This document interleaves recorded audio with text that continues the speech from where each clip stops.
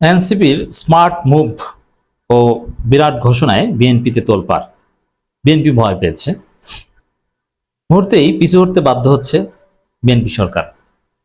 দর্শক, বিএনপি না, শুধু যে কোনো সরকার তরুণ প্রজন্মকে ভয় পায়, জেনজিকে ভয় পায়। আর এনসিপির প্রতি জেনজির যে আকর্ষণ, এটা সত্যি অসাধারণ। বিএনপি ক্ষমতায়, তো সেখানে ক্ষমতাসীন দলের প্রতি একটু ভয় থাকে। এটা গত 15 বছর একটা পারসেপশন তৈরি হয়েছে। তরুণ প্রজন্ম যারা বিরোধী দলের সাথে বা সরকার বিরোধী, তারা কিছুদিন হলেও চুপচাপ থাকে, কিন্তু না, এদেশের জেনজিরা অকুত ভয়। তারা নাসিরউদ্দিন পাটোয়ারি, নাহিদ ইসলামরা যেখানে যাচ্ছে, পঙ্গপালের মতো সেখানে ছুটে যাচ্ছে। মসজিদ থেকে বের হলে হাজার হাজার তরুণরা সেলফি তোলার জন্য দাঁড়িয়ে থাকে নাসিরউদ্দিন পাটোয়ারির সাথে, যেখানেই যান না কেন, হোক সেটা বরিশাল কিংবা সিলেট, প্রত্যেক শহরে, কুমিল্লায়। এটা অসাধারণ। তো এই জেনজিকে বিএনপি ভয় পাবে, এটা স্বাভাবিক, কারণ এই জেনজির ঘাটতারামির কারণে হাসিনা পতন হয়েছে। এই জেনজি নেপালে সরকার পতন ঘটিয়ে এখন তারা সরকার গঠন করছে। এই জেনজি পৃথিবীর অনেক হিসাব নিকাশ পাল্টে দিচ্ছে, অতএব তাদেরকে তো ভয় পাবেই। দেখেন, নাহিদ ইসলাম ঘোষণা দিয়েছে মিথ্যা মামলা দিয়ে মুখ বন্ধ করা যাবে না এবং আমাদের লড়াই চলবে। চান্দাবাজকে চান্দাবাজ বলা যাবে না, এটা চলবে না। চান্দাবাজকে তো চান্দাবাজ বলবোই। মামলা দিয়েছে, ওটা গুনলই না। নাসিরউদ্দিন পাটোয়ারি কি বললো, যে তুমি কোন চাটের বাল, তোমাকে গোনার টাইম নেই, সব বয়া নইলে খবর আছে, আর কত কিছু। মানে টোটাল এনসিপি যেভাবে রিয়াক্ট করলো বিএনপির মামলার বিরুদ্ধে, নাহিদ ইসলামরা যে বার্তা দিল, তাতে আপনারা দেখেছেন যে ফলাফল কি হয়েছে। যে মামলা যে করেছে, এখন তাকে প্রায় বহিষ্কার করার পালা। যে শোকজ করেছে, শোকজের জবাব ঠিক মতো না দিলে তাকে বহিষ্কার করবে। যদি বিএনপিকে আরো ডুবিয়েছে, যেমন মির্জা আব্বাস যে গালি খেয়েছেন এবং আরো যে গালি খাওয়ার প্রেক্ষাপট তৈরি করেছেন, এবং চাঁদাবাজ হিসাবে আরো যেভাবে প্রতিষ্ঠিত হয়েছে, নাসিরউদ্দিন পাটোয়ারির বিরুদ্ধে অতি উৎসাহী মামলা বা ফেসিবাদী স্টাইলে মামলা না করলে এই পরিস্থিতিতে বিএনপিকে পড়তে হতো না। এখন মামলা করায় বিএনপি অনুতপ্ত, লজ্জিত, বিব্রত। এটি হচ্ছে পিছুয়াটা। এইসব মামলা টামলা মাইটির কোনো কিছুতে এনসিপির ছেলেরা দমে যাবে না। তাদের হারানোর কিছু নাই। ওদের বেশিরভাগই অবিবাহিত, অতএব ওদের স্ত্রী সন্তানদের মায়া নাই তেমন। আর যারা বিবাহিত, ওরাও পরীক্ষিত সৈনিক, ওদের স্ত্রীরাও ব্ল্যাঙ্ক চেক দিয়ে দিয়েছে।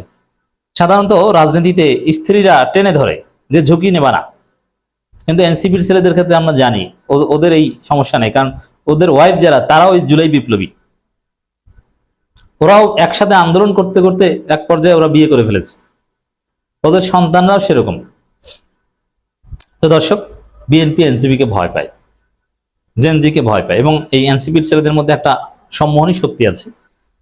ওরা ডাক দিলে, রাস্তায় নামলে জনগণ আবারও রাস্তায় নামতে পারে, তরুণ প্রজন্ম, স্টুডেন্টরা রাস্তায় নামতে পারে, একটা ট্রেন্ড তৈরি হয়েছে। আর ওদিকে জামাত শিবির তো আছেই। ওভারঅল বিএনপি একটু উল্টোপাল্টা করলে চরম বেকায়দায় পড়বে। ধোলাই দিয়ে বিএনপি সরকারকে জয় বাংলা করে দেওয়া সম্ভব হবে, এই ভয় বিএনপি পায়। এর ফলেই এইসব মামলা টামলা এখন মামলা থেকে পিছু হটার চেষ্টা করছে। মিথ্যা মামলা দিয়ে জাতীয় নাগরিক পার্টি এনসিপির মুখ্য সমন্বয়ক নাসিরউদ্দিন পাটোয়ারির মুখ বন্ধ করা যাবে না বলে মন্তব্য করেছেন দলটির আহ্বায়ক ও বিরোধী দলীয় চিফ হুইপ মোহাম্মদ নাহিদ ইসলাম।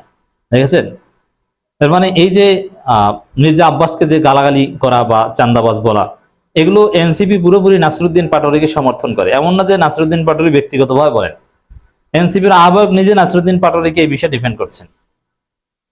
তাহলে এখন যেটা দাঁড়ালো, যে যেহেতু পাটোয়ারির বিরুদ্ধে মামলা করে বেকায়দায় পড়েছে বিএনপি এবং তারা পিছু হচ্ছে, এখন তরুণ প্রজন্ম তারেক রহমানের বিরুদ্ধে সমালোচনা করতে দ্বিধাবোধ করবে না, এবং এটা থাকা উচিত। এটাই গণতন্ত্র। ডোনাল্ড ট্রাম্পে যা ইচ্ছা তা বলা যায়।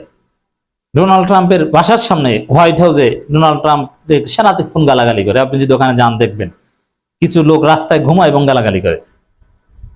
ফ্রিডম অফ স্পিচ, তো সেখানে তারেক রহমানকে কেন গালাগালি কিংবা সমালোচনা করা যাবে না? এটা অধিকার, এটা প্রতিষ্ঠিত হবে।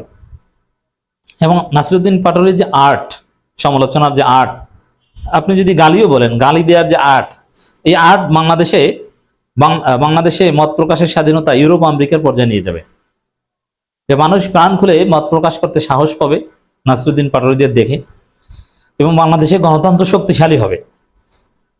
এটা অসাধারণ।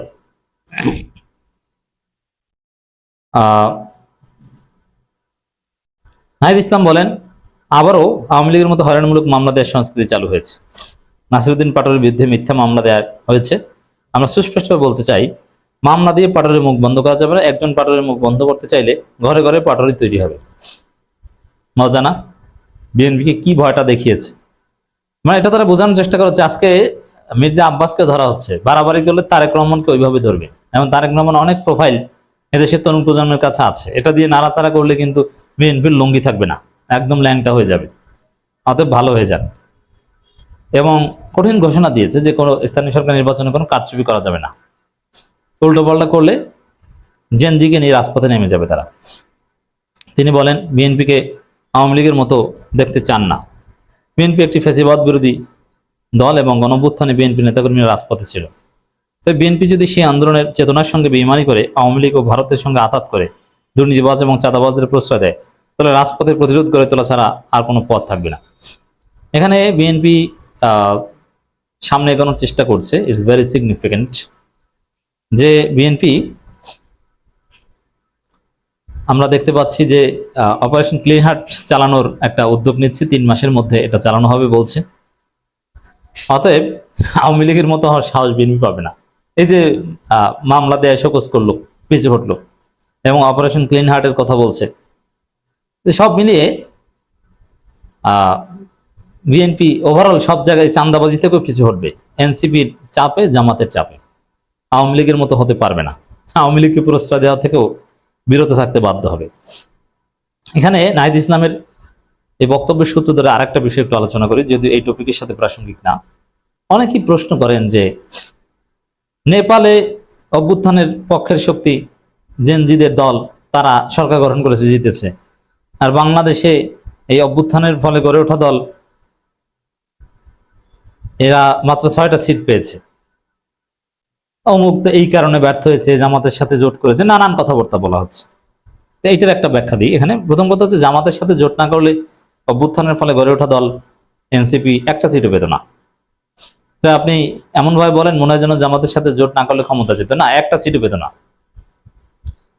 আর মূল কারণটা হচ্ছে, তাহলে নেপালে কেন তারা সফল হলো, বাংলাদেশে কেন হলো না? এটা অবশ্যই একটা থিসিসের বিষয়, কিন্তু না, থিসিসের বিষয় না, এটা সহজ উত্তর আছে।